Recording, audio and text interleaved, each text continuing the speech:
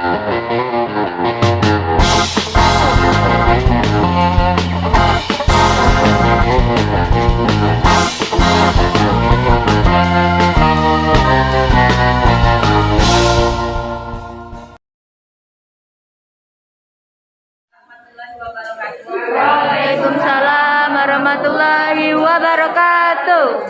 Mohon izin Bapak Ibu sekalian, saya berdiri di sini untuk memberikan informasi yang sudah saya peroleh.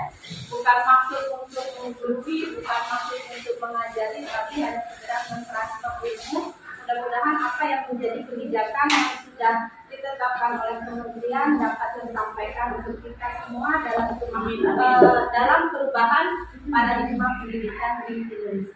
Amin. Sebelum saya lanjutkan, mungkin berdirinya saya di sini bisa kita apa ya? Dengan kegiatan berikut ini. Saya mohon bantuan untuk 5 orang teman-teman yang ada di sini untuk maju sebentar. Silakan. Siapa lagi? Berapa? Saya mempunyai informasi yang nanti akan teman-teman sampaikan mulai dari Ibu Rahma, Nur, Bu Rafika, Rizka sampai dengan Clara. Nanti kita lihat apakah informasi yang disampaikan ini tersampai.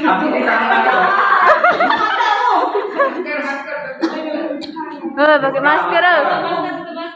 Kalau jika Bu Rahma takut dari foto ini ya. Ada yang mau dipakai.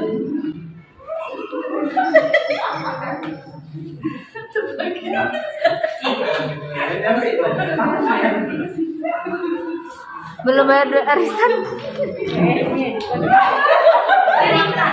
Jadi larang 50%. Ya, terima kasih.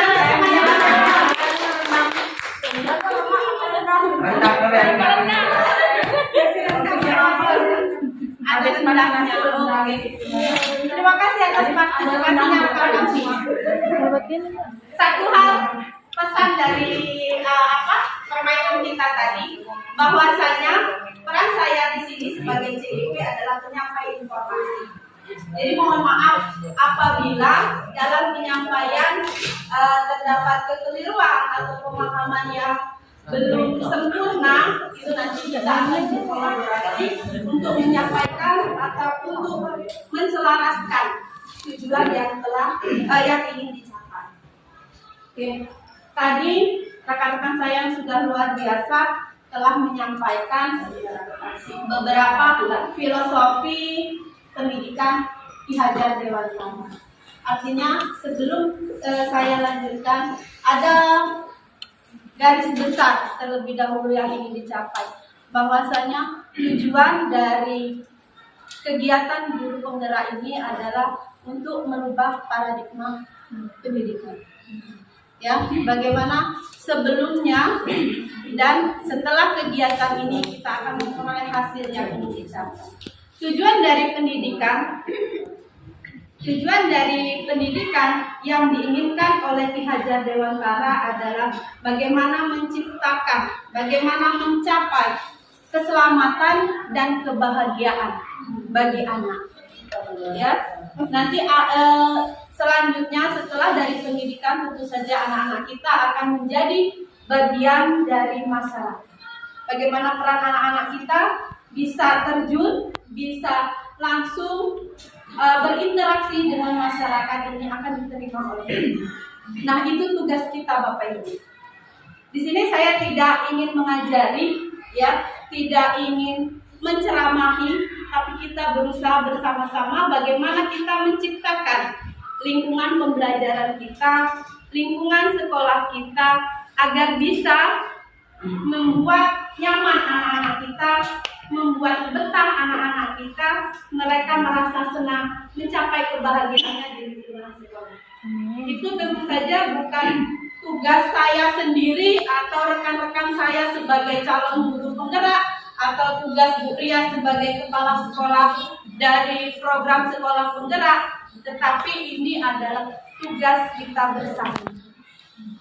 Tugas yang membutuhkan kerjasama dan komitmen bersama dari kita semua warga SMA Negeri 1 Sumbawa. Selanjutnya, untuk mencapai kebahagiaan itu ada beberapa filosofi yang sudah disampaikan oleh rekan-rekan saya tadi. Kebetulan saya berada di lingkungan dengan orang-orang yang hebat, ya, sehingga saya bisa berkolaborasi untuk bisa menyampaikan poin-poin yang ada dalam filosofi pendidikan Ki Hajar Dewantara. Pada kesempatan kali ini saya ingin menyampaikan filosofi pendidikan Ki Hajar Dewantara yang berkaitan dengan bukan tabula rasa. Saya yakin mungkin Bapak Ibu sekalian, rekan-rekan sekalian sudah pernah mendengar hal itu. Bahwa konsepnya adalah kita beranggapan sebelumnya anak ini kita pernah dengar, kita anggap sebagai kertas kosong yang kita bisa tulis semau kita, yang kita bisa atur semau kita, ya kan? Yang bisa kita perintah semau kita. Tapi ternyata konsep pendidikan Ki Hajar Dewantara menyatakan bahwa anak itu bukanlah kertas kosong yang bisa digambar oleh keinginan orang-orang dewasa. Sesuai dengan buku Ki Hajar Dewantara, yaitu Dasar-Dasar Pendidikan tahun 1936, beliau menyatakan bahwa anak lahir dengan kodrat masih sama-sama. Artinya di dalam kertas putih itu sudah ada sketsa yang masih bersifat samar, belum jelas gambarnya. Itu menurut beliau. Nah, dengan sketsa yang samar itu, di dalam mereka melakukan kegiatan pendidikan sesuai dengan pertumbuhan usianya. Dalam kegiatan itu tujuan pendidikan adalah menuntun, memfasilitasi, membantu anak untuk menebalkan garis-garis samar tadi. Tugas kita di sini adalah menebalkan garis yang sudah ada, bukan menggambar semau kita. Ya, dari garis-garis samar akan agar dapat memperbaiki lakunya, memperbaiki tingkah lakunya untuk menjadi manusia seutuhnya, untuk dapat menjadi manusia sebagai bagian dari masyarakat. Tugas kita di sini adalah berperan bagaimana memberikan fasilitas, bagaimana menuntun anak sesuai dengan yang sudah disampaikan tadi untuk menebalkan garis yang sudah terdapat dari anak kita masing-masing. Selanjutnya, pertanyaan berikutnya. Bagaimana cara menebalkan garis tadi? Bagaimana cara menebalkan sketsa tadi? Ada dua cara yang bisa dilakukan untuk kita membentuk karakter anak kita, untuk kita bisa menebalkan garis-garis samar tadi. Cara yang pertama adalah menebalkan laku anak dengan kekuatan konteks diri. Artinya dengan dari diri anak tadi, yang seperti disampaikan oleh Bu Nur tadi, bahwasanya untuk melakukan perubahan dari diri anak, bukan kita yang punya dominan, tapi bagaimana konsep diri anak itu sendiri. Artinya mereka bisa punya konsep, tentu saja ada perlakuan-perlakuan yang menjadi tugas kita. Cara pertama kita lihat, kekuatan konteks diri anak bisa dilihat berdasarkan usia masing-masing. Artinya tidak bisa kita memperlakukan anak semuanya dengan aturan yang sama. Berkaitan dengan pendidikan diferensiasi. Ada anak dengan usia 0, dengan tingkah lakunya, dengan perbuatannya. Kita bisa lihat untuk anak-anak kita, ya, yang ada di rumah mungkin mulai dari 0 sampai 8 tahun. Apa yang mereka lakukan?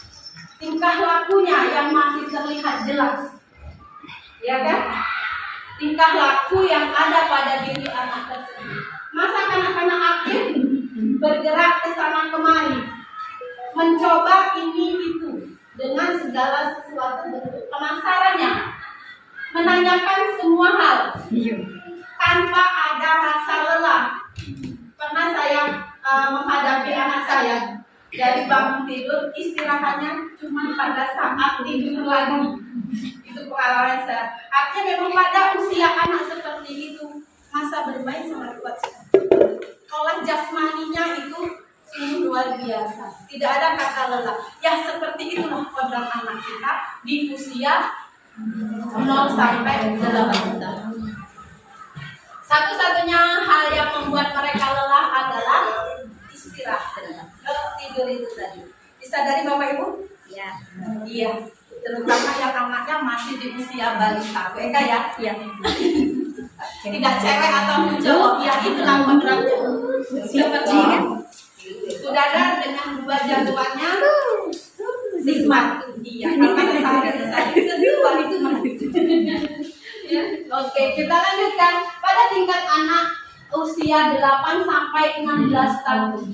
Wiraga dan wirama. Olah jasmani, olah tubuh dengan wirama. Pak Bunur tadi kita cari Bunur. Ya, kalau suara ya, lagi ya, kita harus mengikuti memang apa yang menjadi kebutuhan anak, keserasian. Iya. Tidak hanya jasmaninya saja, tetapi semua aspek harus disesuaikan. Karena pada tingkatnya, pada usia 8 sampai 16 tahun, masa intelektual dari awalnya hanya menggunakan raga, hanya menggunakan tubuh, kemudian mulai menemukan irama dalam setiap gerak. Artinya kegiatannya sudah mulai ada pola. Kalau dulu 0 sampai 8 tahun fokus hanya main, bersenang-senang ya. Tapi kalau usia 8 sampai 16 tahun dari menggunakan raganya kemudian menemukan irama dalam setiap gerak, keselarasan dalam aktivitas. Mereka mulai merasakan betapa irama bisa memberikan dorongan untuk melanjutkan dan menciptakan gerak-gerak berikutnya.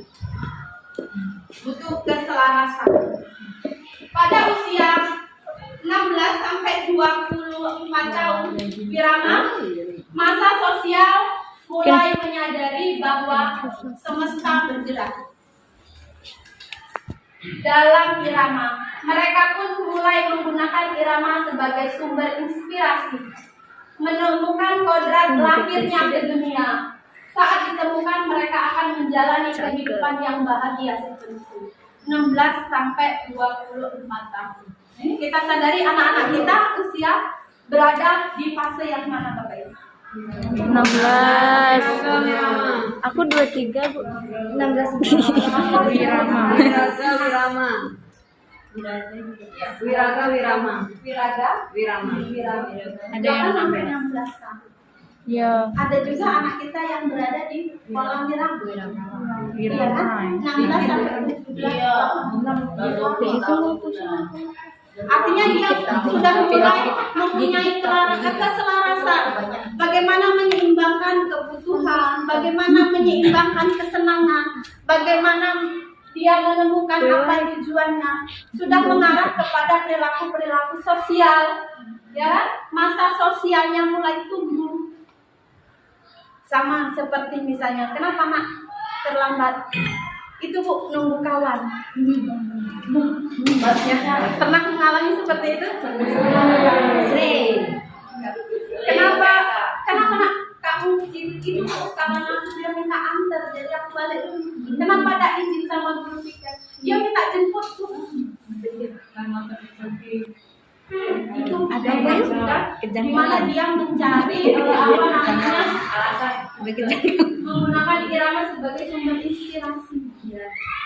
Dia punya mulai menuju sikap-sikap sosial. Itu ya Bapak Ibu. Artinya kita harus bisa menyesuaikan bagaimana menyikapi hal-hal yang terjadi sehingga anak-anak merasa nyaman dengan kita mengetahui beberapa pola dan konteks yang ada pada diri anak kita. Jangan sampai tadi kembali lagi berkaitan dengan 5 posisi kontrol dengan menyikapi. Kita harus paham ini Selanjutnya sosial. Iya.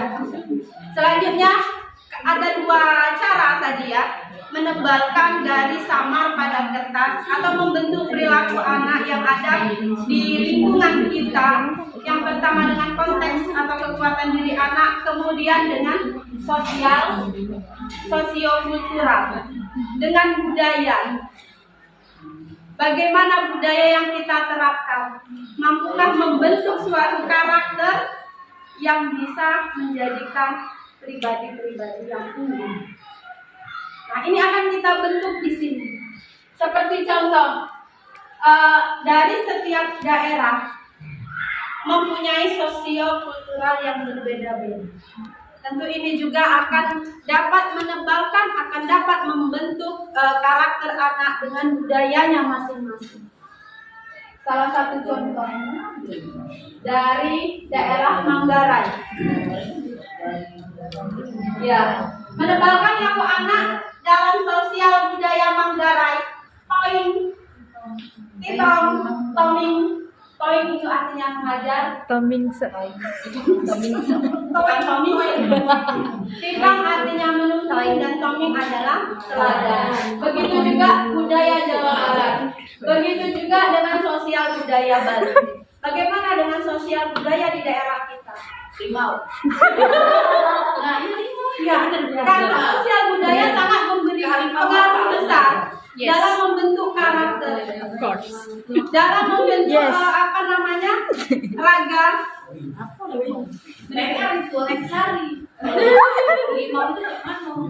Ya, karena daerah Limau yang seperti disampaikan oleh Bu Rahma tadi merupakan bagian dari Kabupaten Banyuasin secara keseluruhan. Karena siswa kita bukan siswa Limau saja ya Bu. Ada yang tadi. Menebalkan laku anak dengan kekuatan konteks sosiokultural. Di daerah Banyuasin saya mengambil istilah sedulang dengan kebersamaan. Tidak bisa kita membentuk karakter anak hanya orang per orang, hanya individu. Artinya butuh kolaborasi, butuh kerjasama. Siapa kerjasama dari siapa? Kerjasama dari kita semua. Kerjasama dari rekan-rekan yang ada di sini. Kerjasama dari lingkungan masyarakat. Kerjasama dari lingkungan keluarga. Karena menjadi hal yang mustahil jika itu dititik beratkan hanya sekolah saja. Betul. Hanya guru saja. Betul. Hanya calon guru penggerak saja. Itu mustahil. Calon guru penggerak. Baik. Tapi dengan konsep sedulang yang mencapai kebersamaan, itu adalah sesuatu yang mudah untuk dilaksanakan jika kita mampu berkolaborasi dan mempunyai komitmen. Kemudian setuju, melindungi, memberikan rasa aman, memberikan rasa nyaman bagi anak-anak kita semua selama berada di sini sehingga dia tidak gelisah, tidak ingin cepat pulang. Ya kan? Memberikan kenyamanan. Nak keluar nak. Itu lapar Bu. Lapar. Iya, itu ada materinya break. Iya, itu tadi bagaimana kita menciptakan ruasan dengan cara kita Sekarang kan melindungi anak-anak kita. Memposisikan diri sebagai tadi? Bu Nur yang disampaikan Bu Nur tadi. Menghamba pada murid, memimpin, artinya memposisikan diri kita sebagai orang tua. Artinya kita marah ada tempatnya, kita marah ada tujuannya, kita melayani dengan bentuk-bentuk tertentu. Ya Bapak Ibu, butuh anak-anak butuh perlindungan, anak-anak butuh kenyamanan. Inilah sosial kultural yang bisa kita ambil dari lingkungan masyarakat kita. Perlindungan. Kemudian setelah kita dapat memahami mengenai bukan tabuda raksa, anak ini sudah punya konsep sendiri yang perlu kita perjelas, sehingga harapannya adalah dapat membentuk budi pekerti. Budi pekerti menurut Ki Hajar Dewantara dalam dasar-dasar pendidikan buku beliau tahun 1936 menyatakan bahwa budi pekerti watak karakter adalah bersatuan, perpaduan harmonis antara gerak pikiran, perasaan, dan kehendak atau kemauan, sehingga menimbulkan tenaga atau semangat. Perpaduan yang selaras, wirama tadi, keserasian antara pikirannya, antara perasaan, antara kehendak atau kemauan, sehingga menimbulkan semangat untuk melakukan hal-hal kebajikan, untuk melakukan hal-hal positif yang bisa bermanfaat. Di sini Ki Hajar Dewantara menyatakan budi artinya pikiran atau perasaan, kehendak, dan kemauan. Pekerti itu adalah tenaga, sehingga dalam tenaga itu merupakan perpaduan antara cipta, rasa, kasa dalam mencapai keseimbangan atau keselarasan budi. Yang menjadi tantangan besar adalah kita mampu menciptakan generasi muda dengan intelektual tinggi dan akhlak yang mulia. Artinya keselarasan yang luar biasa dari dua hal itu. Tidak bermakna seseorang yang mempunyai intelektual tinggi tanpa akhlak. Benar. Korupsi itu Dan paradigma ini dibutuhkan untuk membentuk dua hal ini. Keselarasan dua hal ini yang ingin dicapai. Selanjutnya, dasar pendidikan bisa diambilkan contoh seirama antara ketelitian. Iya. Pada saat kita melakukan menenun dengan menenun ini membuat kain ya. Artinya semuanya dipakai, cinta, rasa, kreativitas, ketelitian, keselarasan, keseimbangan, kesabaran. Saya yakin teman-teman semua ini semuanya sudah bisa menjalankan, sudah tanpa disadari sudah melakukan hal-hal ini. Amin. Iya, pasti. Namanya seorang pendidik, tinggal kita memposisikan lagi di mana perlakuan kita agar tepat untuk melakukan suatu tindakan-tindakan tertentu. Jangan sampai kita salah melangkah. Pada dasarnya kita punya tujuan besar yang sama.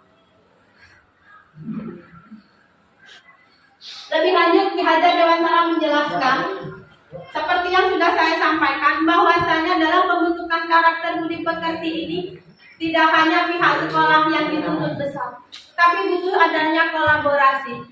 Beliau menjelaskan bahwa keluarga menjadi tempat yang utama dan paling baik untuk melatih pendidikan sosial dan karakter baik bagi seorang anak.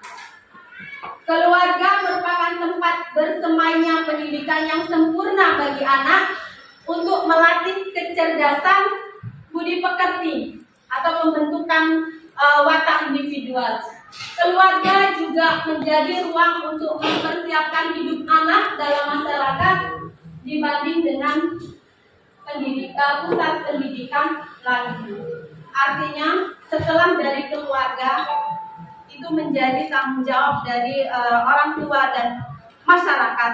Tetapi untuk di lingkungan sekolah, bagaimana kita menciptakannya, memberikan rasa aman, memberikan panutan, memberikan contoh dan lain sebagainya untuk pembentukan karakter ini. Mungkin ini mengenai budi pekerti. Alam keluarga menjadi ruang bagi anak untuk mendapatkan teladan, tuntutan pengajaran dari orang tua. Keluarga juga dapat menjadi tempat untuk berinteraksi sosial antara kakak adik sehingga kemandirian dapat tercipta karena anak-anak saling belajar antara satu dengan yang lainnya dalam menyelesaikan persoalan yang mereka hadapi. Oleh sebab itu, peran orang tua sebagai guru ini diibaratkan bahwa lingkungan sekolah kita adalah keluarga. Ya.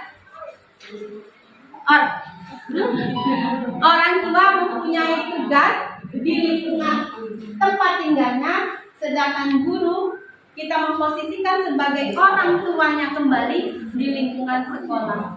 Sebagai penuntun, pemberi teladan menjadi sangat penting dalam pertumbuhan karakter baik bagi anak. Ya, jadi komitmen diri dulu. Setelah kita memahami konsep ini, mari kita sama-sama punya komitmen bagaimana menciptakan lingkungan sekolah, lingkungan pendidikan yang membuat anak-anak merasa aman, nyaman, dan bahagia. Mungkin ini untuk penyampaian modul 1.1 mengenai filosofi pendidikan Ki Hajar Dewantara. Selanjutnya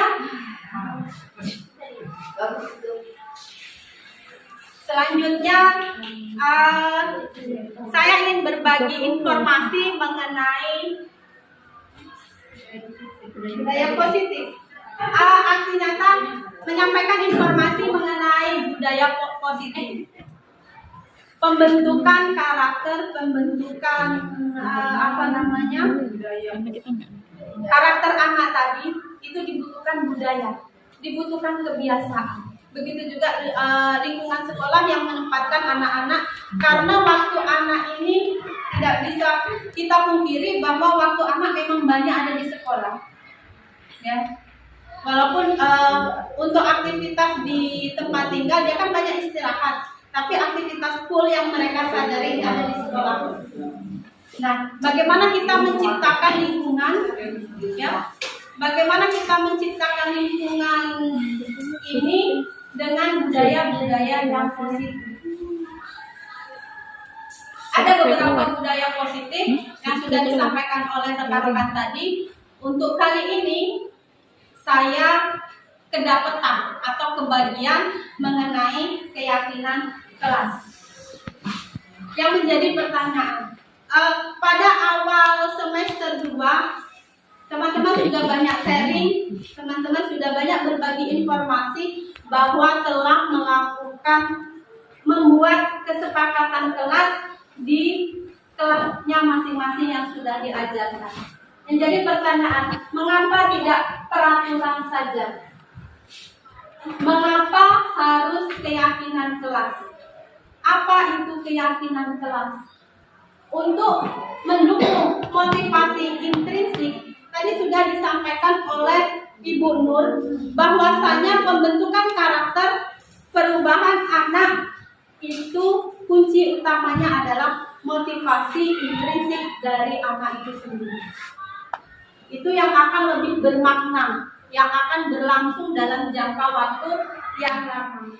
Kembali ke keyakinan atau keyakinan lebih menggerakkan seseorang dibandingkan mengikuti serangkaian peraturan-peraturan. Kaitannya dengan kesepakatan tadi, apa yang harus kita lakukan? Saya minta teman-teman semua kita membuat kesepakatan masing-masing ya, biar nggak ngantuk. Ya, kesepakatan kelas. Maunya kelas ini dibuat seperti apa? Semuanya kan sudah pernah mencoba. Semuanya bergilir, semuanya kebagian.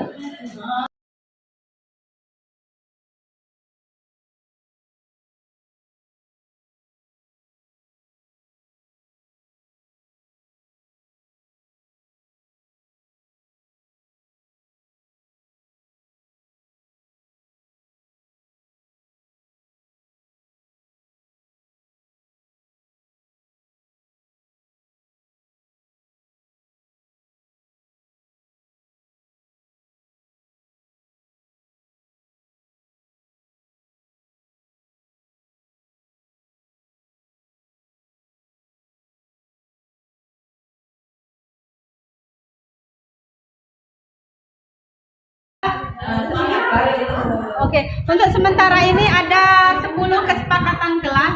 Artinya kenapa harus dimunculkan? Mohon perhatiannya teman-teman. Kenapa harus dimunculkan dari diri murid? Ya, karena berkaitan dengan motivasi intrinsik tadi. Kalau ini munculnya dari murid, artinya dengan kesadarannya sendiri, ya dengan kemauannya sendiri, dia mampu menyepakati menyepakati atau melakukan kesepakatan kelas ini. Kalau kita yang membuat, itu berarti motivasi eksternalnya itu dalam bentuk peraturan. Peraturan. Nah, setelah kesepakatan ini dibentuk, apa tugas kita Bapak Ibu sekalian? Bagaimana memberikan keyakinan, ya, bagaimana menciptakan keyakinan bagi anak-anak bahwa dalam poin-poin kesepakatan kelas ini tidak hanya terdapat ini saja, tapi ada keyakinan diri yang perlu ditanamkan, yang itu akan mencapai atau berada dalam jangka waktu yang lama. Seperti yang disampaikan oleh Bu Nur tadi, saya tidak menghargai diri saya sehingga pakaian saya tidak rapi. Itu kan keyakinan tertanam dalam diri, tidak hanya sekedar memasukkan baju saja. Kalau kita lihat next Bu, keyakinan. Ini contohnya sudah kita buat, contohnya tadi keyakinan kelas. Artinya dari kesepakatan ini nilai baik apa yang akan kita capai, nilai baik apa yang akan kita tuju dari pembuatan kesepakatan tadi. Kalau kita ambil menghargai pendapat orang lain, keyakinan apa yang ada di situ? Menghargai pendapat, berarti keyakinan apa yang ada di situ? Yang perlu kita tanamkan pada diri murid-murid kita. Menghargai, tidak egois, menghargai,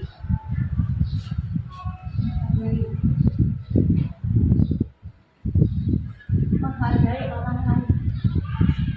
Artinya, kalau keyakinan ini terdapat atau tertanam di dalam diri anak, dia tidak hanya untuk menghargai sekedar pendapat. Bagaimana menghargai orang lain dalam bentuk yang lainnya. Itu tujuan yang ingin dicapai. Ya, bagaimana dia menghargai dirinya sendiri, menghargai teman-temannya, menghargai guru, menghargai orang tuanya. Tertanam sudah dalam diri jiwa anak-anaknya. On time, tepat waktu. Disiplin. Keyakinan disiplin dalam berbagai macam hal. Disiplin penting, modal kita untuk melangkah. Iya, disiplin adalah kunci kesuksesan. Kemudian bertanya bila kurang dipahami, keyakinan apa yang ingin diperoleh dari hal tersebut? Keselamatan masuk. Kalau kita berjalan-jalan, artinya malu bertanya, punya inisiatif, ya, punya inisiatif untuk memecahkan suatu masalah, menjaga kebersihan. Keyakinan apa yang ada dalam kesepakatan tersebut yang akan kita tanamkan pada diri anak-anak kita, yang akan kita tanamkan pada murid kita? Kesehatan, keselamatan.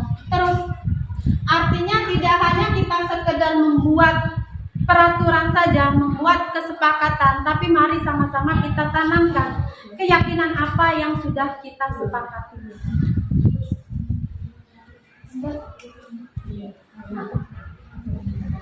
Artinya untuk mencapai keyakinan tersebut perlu kita pahami Bapak Ibu sekalian, tingkah laku anak kita, yang perbuatan mereka itu berdasarkan kebutuhan dasar manusia. Artinya apa yang mereka lakukan, apa yang mereka perbuat itu adalah ada alasannya. Alasan yang tidak dibuat-buat karena merupakan kebutuhan dasar manusia. Ada 5 kebutuhan dasar manusia. Yang pertama, kebutuhan untuk bertahan hidup. Bu Renti tadi sudah menyampaikan contohnya. Kenapa nak keluar kelas? Ya, kebutuhan untuk bertahan hidup. Bagaimana kita menyikapi hal tersebut? Kita harus pahami memang kondisinya. Kalau kondisinya seperti itu, makanya ada pada saat kita mengalami ini, pada saat semester kemarin ya, tidak ada jam istirahat.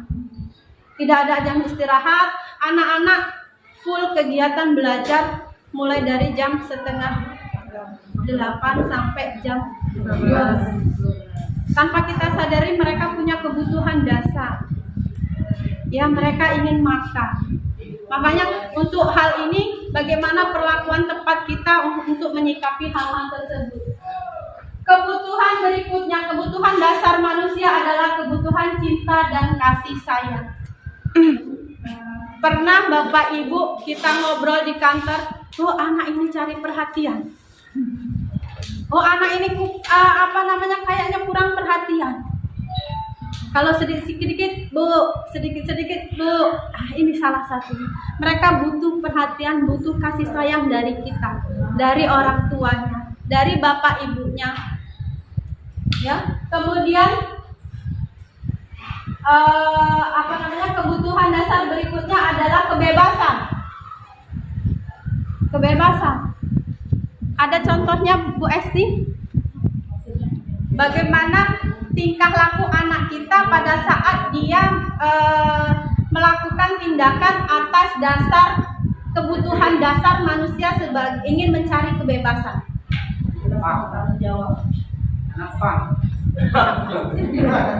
Kalau kasus di lingkungan kita, Pak, iya, kebebasan mereka ingin tidak mau iya, jangan pengen di jalan. Tapi kalau untuk di lingkungan sekolah kita, di keluarga, baik, iya, rambut panjang, bebas mau sesuka hatinya karena dia merasa pede kalau baju rambutnya panjang. Dia merasa pede kalau bajunya tidak dimasukin. Nah, sepan itu nggak pensil. Sepan pensil. Iya, Ya, kebutuhan dasar yang harus kita sikapi.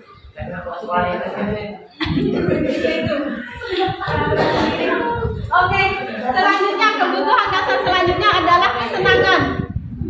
Kesenangan. Jam pelajaran dia mau main bola. Ya, jam belajar.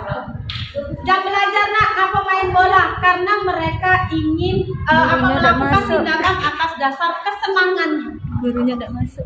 Ya, peran kita bagaimana cara menuntun agar mereka tidak salah dalam bertindak sesuai dengan kebutuhan dasarnya. Selanjutnya kekuasaan, kebutuhan dasar yang kekuasaan seperti contohnya program yang dijalankan atau dipandu oleh Bu Esti dan Pak Firman, perundungan, ya kan? Anak-anak sering melakukan bully. Dia menganggap dirinya adalah berkuasa terhadap temannya. Ini kan salah satu contoh tindakan anak berdasarkan ini tadi, dasar kekuasaan. Dia merasa punya power. Padahal itu kalau tidak tidak ditangani atau tidak diambil tindakan sangat membahayakan bagi teman-teman yang lain. Cara kita adalah bagaimana mengarahkan. Nah, terakhir Bapak Ibu, murid kita ini yang perlu dipahami. Murid kita juga mempunyai gambaran dunia berkualitas mereka. Murid kita punya keinginan hidup yang berkualitas, versinya masing-masing, versi anak-anak. Tentunya sebagai guru kita ingin mereka memasukkan hal-hal yang bermakna dan nilai-nilai kebajikan yang hakiki ke dalam dunia berkualitas mereka. Artinya menurut mereka kehidupan berkualitas tanpa ada makna itu kan tidak bisa terjadi. Tapi tugas kita adalah memasukkan hal-hal bermakna dan bernilai kebajikan yang hakiki ke dalam dunia berkualitas. Untuk itu, kita sebagai guru dapat membangun interaksi yang memberdayakan dan memerdekakan murid. Maka, sebagai individu yang positif dalam dunia berkualitas karena mereka kebajikan. Satu kata terakhir dari saya, bahwasanya tugas kita adalah bagaimana kita bersama-sama Bapak Ibu, kita bersama-sama rekan-rekan sekalian untuk menanamkan nilai-nilai kebajikan dalam diri anak kita yang akan dimanfaatkannya untuk di masa yang akan datang. Meletakkan dirinya sebagai individu yang positif dalam dunia yang berkualitas. Demikian dari saya, semoga bermanfaat. Terima kasih atas perhatiannya. Saya akhiri. Wassalamualaikum warahmatullahi wabarakatuh.